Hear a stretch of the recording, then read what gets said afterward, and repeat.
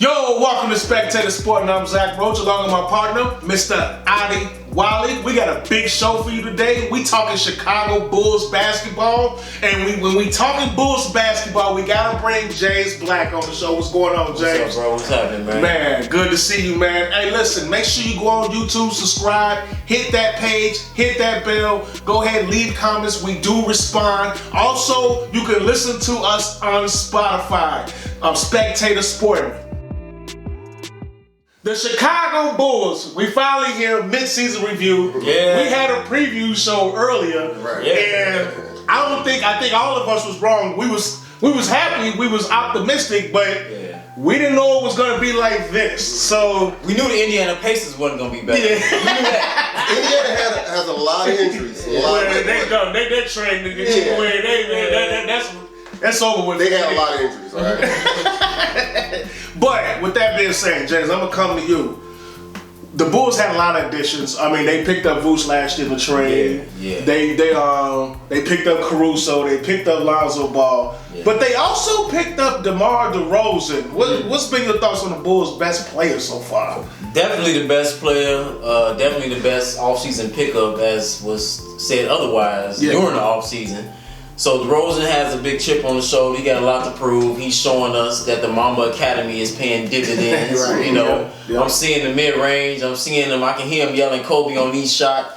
I mean, the guy's been amazing, man. Right now, he's on a 7-6 game, 30 points, 35 plus. Yeah. Scored 41, I think, last night in the big win against his former team. Yep. So right now, DeRozan, man, he's out here living his second life, living his best life at the same time.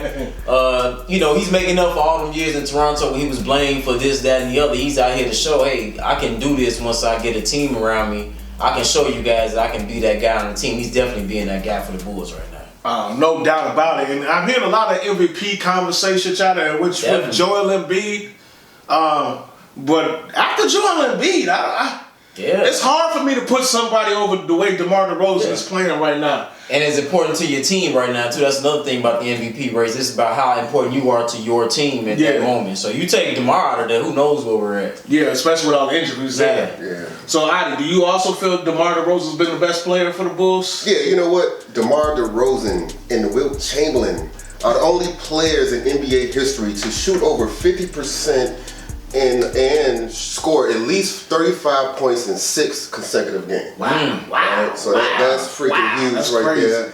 The Marvelous has never made it to the All-NBA first team. He's never been an All-NBA first teamer. But right now, he's scoring the highest amount of points per game in his career right now. And the second highest in free throw, field goal, and three-point percentage in his entire career, and he's 32 years old. Okay, Now I would say the only players that could get MVP over DeMar DeRozan is Giannis Antetokounmpo, Joel Embiid. You say Steph Curry been kind of broke lately. He was kind of carrying the Warriors. Ever since he broke that record, man, Steph went on like a 2-month drought. He been on the drought. He ain't been shooting. He was shooting like Russell Westbrook numbers, like for a minute. Okay. He had a breakout game about a week or two ago when he scored like 30 points. That was his first 30-point game in almost a month and a half or something like that. So yeah, well, those are guys that might be able to get hot and surpass him in the MVP voting. But when the Bulls traded Thaddeus Young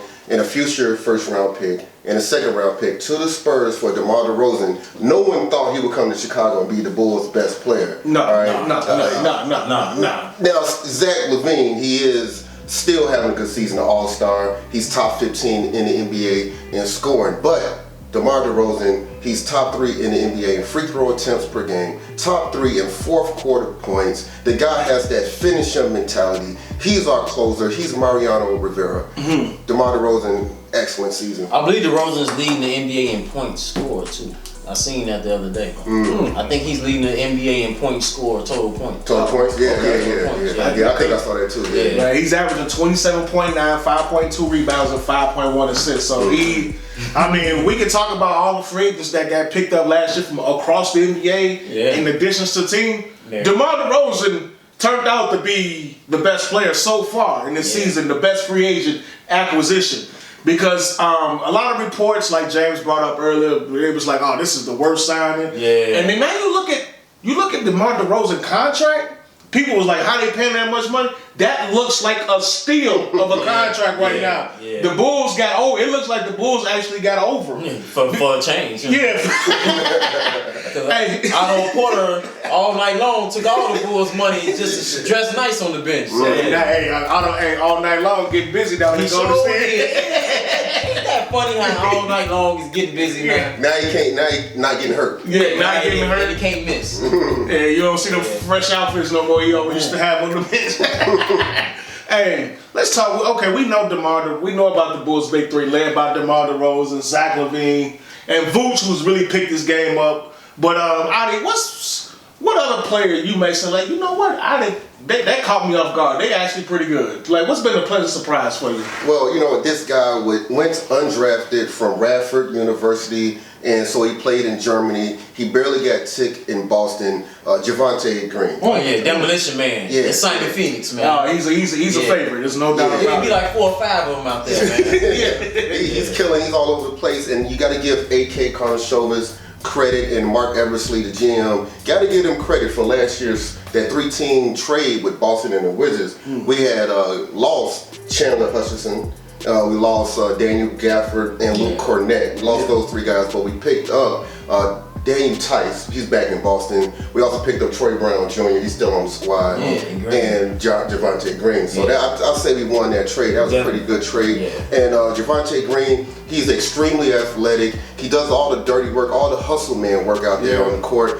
Last week against the Timberwolves, he had a career high 23 points. He will put that ball in the bucket. So now Patrick Williams, he's got to remind us why he was the number 4 overall pick. He's supposed to come back in about 3 weeks or something like that. They said 3 weeks? Oh. Yeah, 3 or 4 or something like that. He will.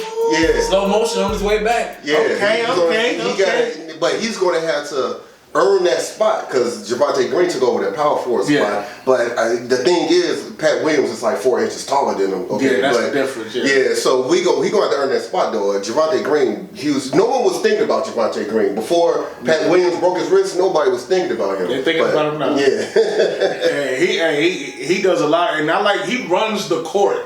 He gets a lot of easy dunks just because his hustle and running the court. James, what's somebody that surprised you this year? Like, you know, is it Javante Green or is it somebody else? I like Demolition Man, Simon Phoenix, Javante Green, but I'm gonna roll with the man. We right in his backyard, man. Ayo the Sumo man from Morgan Park. I'm gonna roll with him. I knew he was gonna have a good season, but I didn't know he would adjust as quickly as he has and showed up big as he has for the Bulls. Like that man, when he got that time to be the point guard, Lonzo Ball went down. His assists went up, his scoring went up, all around game went up. He's showing he can be that guy, like the way he finished Indiana. Indiana Pacers. that dunk at the end of the game. When he put that stamp on that, to close the nails in the coffin on that, and the fat lady's son, all that. And he came up through the middle of the lane and just like they say, in the face. You know what I'm saying? Like he really put that down. So he's showing he can be a closer as well as facilitate that ball and shoot that ball. I like the way he's shooting the ball out there. He's shooting the 3 and the mid range pretty well. To be a second round draft first season, so I'm seeing some big upside on him for the Bulls, man. That's one of my biggest surprises. Speaking of shooting, all right. So amongst rookies that played at least 30 games this year, Ayo was number 1 in 3-point percentage and number 3 in field goal percentage. Oh wow! So the man has a nice touch. He's looking like he's gonna be on first team all rookie if he keep going. See, listen, Ayo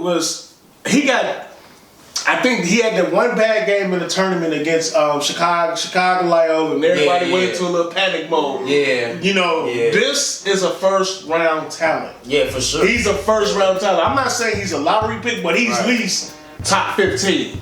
We got lucky with him being in the second round. The Bulls got to steal because he's fast, he plays defense, and what I didn't know is he actually is a really good passer. Oh yeah. He sets the table. Like, if you notice one thing, we just talked about off air, that Vooch has been going crazy. It's been Ayo that's been getting him the ball and getting the ball in the right spot. Most big men, they feed off when they got a point guard that does get them the ball. So, like, his assertion is directly related to Ayo. So you gotta give credit there. So both players, I agree with both of y'all. I mean, if I had to pick one over the other, I'd probably go Ayo because He's actually very critical. He's playing crunch time minutes. Yeah. They are putting him on the other team's best guard now. Like he's thinking the best player on the other team. Playing that defense, man. That's Chicago, boy. But Javonte Green he's been very important. And when he went out his little time, it showed. We was missing Demolition. It definitely showed. So it's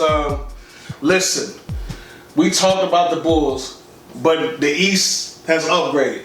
The East has definitely upgraded. So it's going to be a real battle in the playoffs. No matter who the Bulls play, no matter what it is, it's going to be a showdown. Yeah, it's going to be a showdown. So, Adi, right now, today, after you've seen the trades that's always made, the trade deadline is passed now. It could be some people bought out here and there. Some players might be added. But as of today, with especially the marquee trades with the Brooklyn and Philly, Milwaukee made a move too. They went and got Serge Ibaka. Right. You know, so they traded different CJ. That was a little. That caught me off guard. And Rodney Hood. Yeah, everybody. The different shit that caught me off guard a little bit. But hey, the Kings they actually got some good players in return. So, but anyway, with that being said, give me your 5 top teams in the East right now today. Okay, well, unless New York lifts that vaccine mandate, I got the Nets at number 5. All right, I got the Brooklyn Nets at number 5. I can understand that. Did Ben Simmons all of a sudden learn how to shoot? You know what I'm saying? Learn how he's going to attempt to shoot at least. Right. Yeah, I got Brooklyn at number 5. All right, number 4, the Chicago Bulls. Okay. They're a very dangerous team. They're top 5 in the NBA in offensive rating, okay? And their defensive rating will increase once Alex Caruso and Lonzo Ball returns to the lineup in a few weeks. So I got the Bulls at number 4, all right? Number 3, Philly, okay? Philadelphia. That boy Tyrese Maxey, he's going to be a strong candidate for most improved player.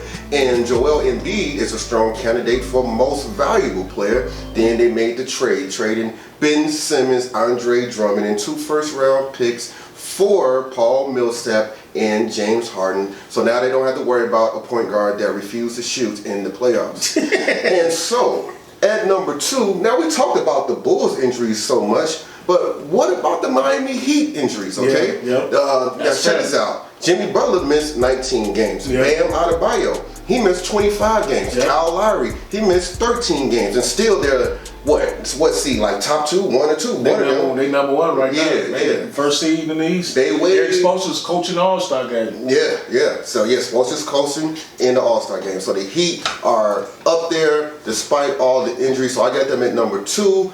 And at number 1, Milwaukee, okay? They're top 3 in the NBA in rebounds per game. And then, like Roach talked about, they made the trade. Dante DiVincenzo and Rodney Hood. They lost those guys, but they brought in Serge Ibaka in the big 4-team deal because Brook Lopez, he had the back surgery in December. They're thinking he may return, maybe not. But Serge Ibaka is a nice insurance, and Bobby Porter's been balling out. I wish he was still a Bull, but he's in Milwaukee doing a great job. We can use him now. He'd be a perfect fit for this right now. No doubt. So I got Milwaukee at number 1. That's my top 5. You disagree with this list, James? Any of this list? I'm agreeing with him with Brooklyn at 5. 4. I want to say number 4 to me is going to be Philly. Only because, I don't know, it's just something about this James Harden thing, man. Like, he does what he does, but at the same time, everywhere he goes, it'll be a problem and he want to leave. And he point in a direction he want to lead to when they make it happen. I mean, I just don't know what he's going to do to Philly's chemistry because Philly been doing pretty good without Ben Simmons, but now you're going to add a James Harden. It's hard to say how that mix between him and Embiid. It's all fun and games now because they ain't been on the court together. But I would put Philly at 4, Brooklyn at 5. I agree with him on that. I want to put the Bulls at number 3. Okay. I'm putting the Bulls at number 3 simply because we hadn't been healthy and we sit at number 2. We were sitting at number 1 for the longest. So the Bulls at 4 strength, I'm putting them number 3. I'm going to go with the Bucks at number 2 and the Heat at number 1. Only because I just feel Milwaukee going to have that hangover once the playoffs come. They don't got the same team. You add Ibaka, that could be good, but you don't have the way Lopez fitted with that team and the way they executed with Lopez is just a little different. Giannis still got them free throw issues. He's shooting over 70% this year. Right until the playoffs come. the playoffs coming is gonna be a lot more free throws, and they're gonna be putting them on that line. Like you know, his last game in the finals last year, he was 17 for 19 from the free throw line. So he might it might not be the same. I don't know. I might have to see it, man. I gotta see it, man. I'm gonna roll with the Heat at number 1 because I think they got stronger this year, and they've been missing a lot of players. No, that's true. A lot of the season. So my list is the same 5, just in a little mixed match order, and I really like my Bulls at number 3 because any team 1 through 5 can make it to the conference finals without the finals. No doubt about it. No doubt about it. Any given series.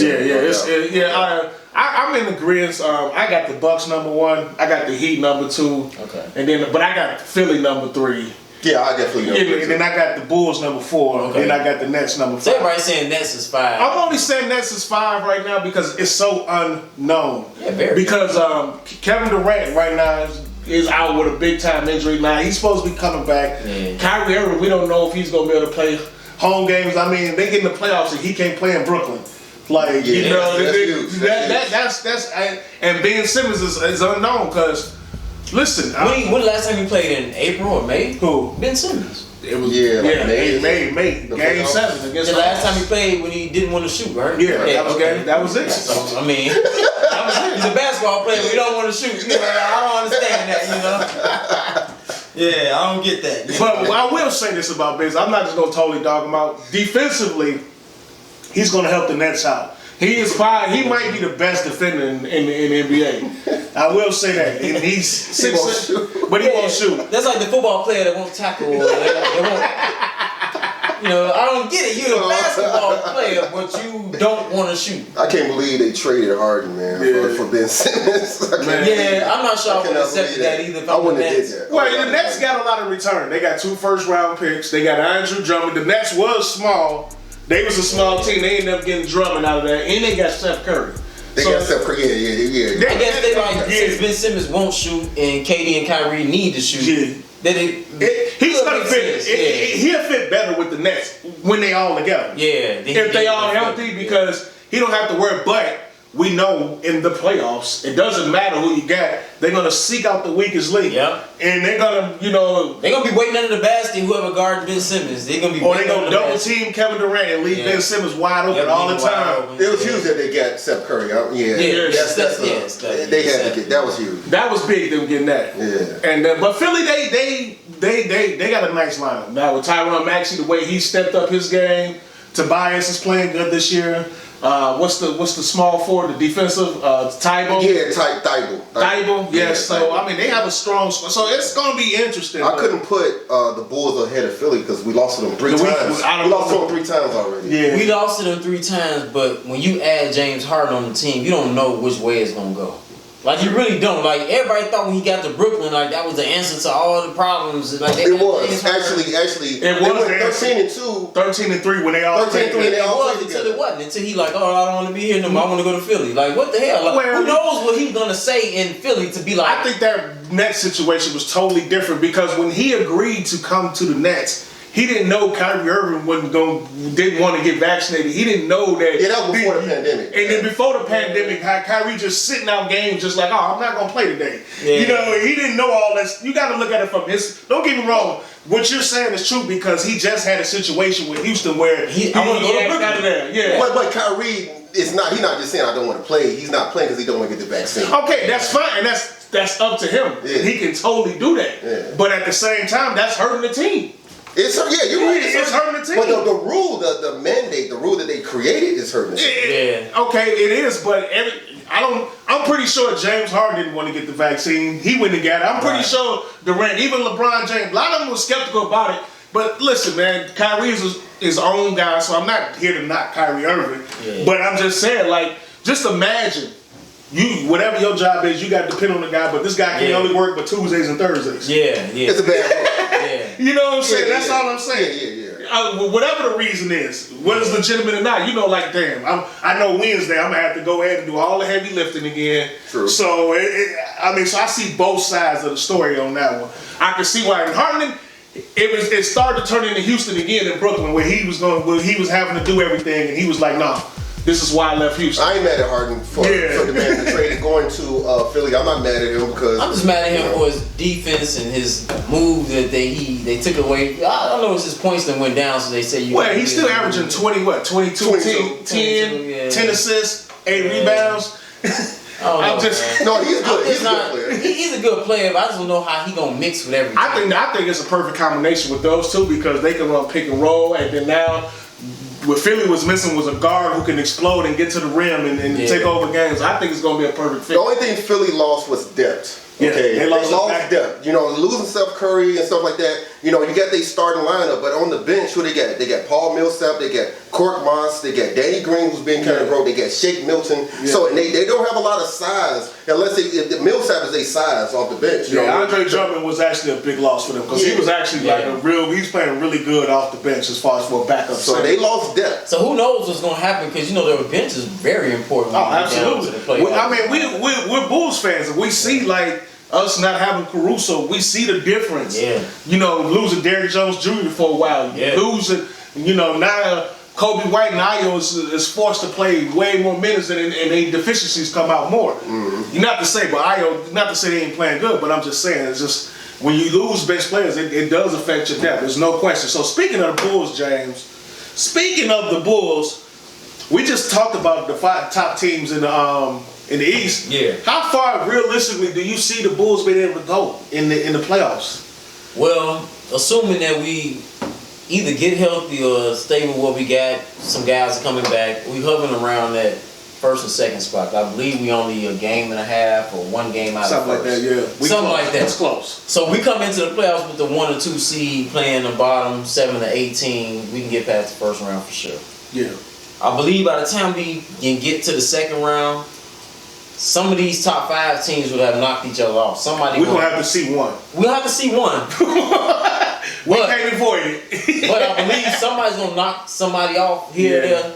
It depends. If we see Philly in that second round, that can be trouble. Yeah. If we see, the way it goes is, I think the top 3 teams can only meet in the conference finals, or the top 2 or something like that? Well, the top 2, so it depends on, for instance, if how it goes right now, you got the Miami number 1 seed, the Bulls number 2, Milwaukee's number 3, Philly's number 4, 5 is Cleveland. 5 is Cleveland. Okay, so say if the Bulls beat their first round matchup, they're the 2nd seed. They would play the winner of the 3-6 seed, which would be Milwaukee. Right. So that'd be Milwaukee in the second round. Yeah, because Milwaukee probably win their first round. Right. So that'd be. Actually, they got Milwaukee the 5th seed, like you said. They the 5th seed. Oh, Milwaukee's the 5th seed. Yeah, okay. Milwaukee's the 5th seed. Okay, who's the 4th seed? Philly. Okay, so Cleveland 3. Cleveland is number 3. But that can change. But that means the Bulls, if they win in Cleveland, they will play Cleveland. And we're actually a half game away from first. Okay, right. So it's hard to talk about. It's really hard to say. But to answer your question, I got the Bulls going to the Eastern Conference Finals. Ooh, I like it. I got them going to because when you talking the 7-game series against these Bulls and the way they adjust. One thing I've noticed about the Bulls this year, they made good adjustments after losses and after bad games. They come back stronger. Even if it's a 3 to 4 game losing streak, that 4th to 5th game, you better believe they're going to come out stronger, sharper. So in a 7-game series, when you playing the same team, I see them making adjustments very well. Yeah. And that's one thing that's going to be in their favor when it comes to beating them out in the 7-game series, man. Billy Donovan is a good coach. Who do you think they will play in the Eastern Conference Finals? I believe it's going to be Miami. Who's going to win? Against Bulls and Heat, 7-game series. Woo! That's tough, man. That's tough. I can't sit here. I can't never fix my mouth to say somebody going to beat the Bulls in a 7-game series, Eastern Conference Finals. Right. But I'm going to roll with my home team, man. I'm going to roll with it, man. They coming out the East. I'm going to roll with it. They coming out the East, baby. You heard it here first. Hey, it's on tape. So if the Bulls come out the East, shout out to James. He called it right here. I'm gonna get on FanDuel when we get off this to make sure I get compensated for my calling. Bulls will come out the East, man. This shit. What you doing? So, Adi, you agree? Bulls coming out the East? Well, you know what? This is the best Bulls squad since the healthy D Rose days. All right? And they're actually better. Yeah, better. Actually better. Yeah. They are. However, this is the best I've ever seen the Eastern Conference since the 1990s. Yeah. The East is tough. Now, if the Bulls play Cleveland in the playoffs, let's just say second round, I think we'll beat Cleveland. Even though the Cavs are number one in the NBA in points allowed per game, I'm going to go ahead and pick the Bulls because the Cleveland offense is kind of mediocre, but they do have Kyrie LeVert. That was a really nice trade. Yeah. The Pacers picked up a first-round pick. Playoff experience is kind of lacking in Cleveland. Cleveland is a really big, tall team. Yeah. Really tall. Yes, Evan Mobley, the power forward, rookie of the year. He's gonna be a star. He's gonna be fantastic. He's gonna be fantastic. Huge team. And so now if the Bulls play Brooklyn, I get the Bulls over Brooklyn in the playoffs just because Ben Simmons, he got to show me. I got to see it to believe it. I got to see him shoot it and shoot it well to believe it. With a healthy Durant. Yeah, with a healthy Durant. I mean, and no Kyrie at home, but is Durant going to be healthy? Like they talk about injury prone, man. Durant, my man, he's great when he's out there, but my man has a lot of injuries in big moments, or not so big moments. Like he's been out for the season, he's been out for the playoffs, he went out for the finals, came back, went back out for the finals.